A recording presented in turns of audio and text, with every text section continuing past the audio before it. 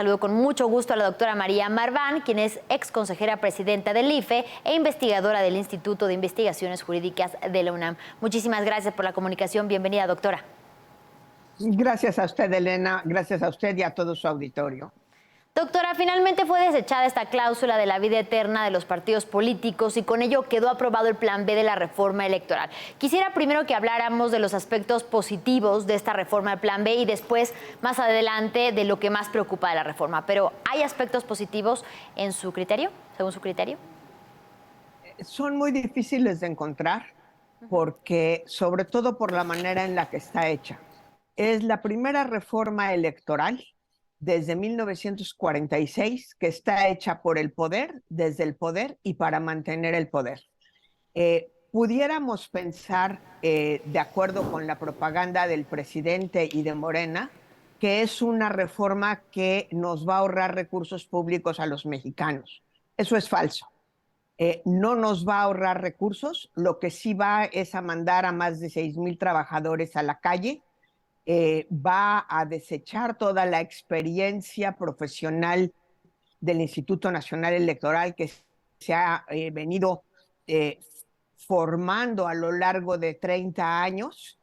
Y las próximas elecciones, si es que no lo detiene la Suprema Corte de Justicia de la Nación, estarán organizadas en el terreno de campo, es decir, en cada uno de los distritos electorales, que es donde se ubica, en qué lugar se van a poner las casillas, se distribuyen los materiales, se cuentan los votos de los mexicanos. Allí va a estar llevada a cabo por puras personas improvisadas, temporales, sin ningún tipo de control de calidad. Y por el contrario, ¿qué es lo que más preocupa de esta reforma, además de los aspectos que por supuesto usted ya nos explicaba hace unos momentos? Me preocupa mucho el embate a la autonomía constitucional del INE. Definitivamente se acaba con esta autonomía. Hay una serie de decisiones de la ley secundaria que claramente van en contra de la autonomía, como la obligación de reducir el personal, como decir cómo se tienen que organizar las juntas locales y distritales. Bueno, eliminan a las juntas distritales, de hecho, la interferencia de la Secretaría de Relaciones Exteriores en el padrón electoral, el despido injustificado y a rajatabla del secretario ejecutivo cuando no es la Cámara de Diputados ni el Senado quien nombra al secretario ejecutivo. Hay una cláusula exprofesa en los transitorios para despedir al secretario ejecutivo, lo cual es una violación flagrante a la Constitución. Eh, eh, Se termina, decía yo, con toda la autonomía constitucional del INE. Hay que reconocer su capacidad y su imaginación para hacerlo sin tocar la Constitución, pero a través de leyes secundarias es que lo hacen. En pocas palabras, nuestra elección del 2024 está en riesgo, nuestra democracia está en riesgo, no se justifica un supuesto ahorro. Nuestra democracia, vamos a decirlo de otra manera, vale mucho más que los pesos y centavos que se están queriendo ahorrar con esto. Justamente hablaba de aspectos secundarios, de leyes secundarias. La oposición alerta que el plan B es inconstitucional y que lastima la democracia.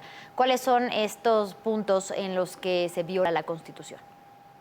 Se lo decía yo hace un momento. Se mete en cuestiones de organización que están protegidas por la Constitución, como el desbaratar, debilitar hasta el máximo posible el servicio profesional electoral, pedir el despido del secretario ejecutivo, meter a la Secretaría de Relaciones Exteriores en la elaboración del padrón, cuando desde 1996 ninguna dependencia de la Administración Pública Federal puede tocar el padrón, ya no digamos manipularlo. Desde luego también está En fin, son todos estos elementos los que más Los que nos preocupan. comparte. Ahora, esta reforma que se ha discutido tanto en la Cámara de Diputados como en la de Senadores, es decir, en la Cámara Alta y en la Baja, ¿podrá aplicarse en el proceso electoral federal ya de 2023-2024, doctora? A menos de que la Suprema Corte de Justicia de la Nación dé una suspensión.